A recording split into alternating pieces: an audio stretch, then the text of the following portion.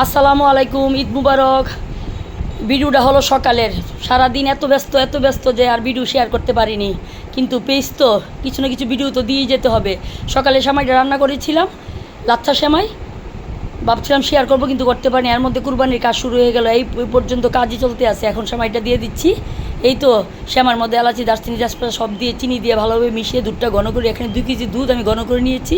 Starship দিয়ে আর একটু ঘন করলাম। লাচ্ছা সেমাইয়ের ভিতরে কিশমিশ, কাঠবাদাম সবই দেওয়া ছিল, এক্সট্রা আমার কিছু প্রয়োজন হয়নি। লাচ্ছা সেমাইটা ছিল এরকম, সব কিছু রেডি থাকে। তারপর দুধের উপরে দিয়ে আমি ভালো করে, ঠান্ডার দুধটা যখন কম কুসুম গরম তখনই আমি সেমাইগুলো দিয়ে দিলাম, তৈরি হয়ে যাবে। আর কিছু করা লাগবে না। পুরো 1 প্যাকেট সেমাই আমি 2 কেজি দুধের মধ্যে দিয়ে দিলাম। বাচ্চারা সকালে খাবে।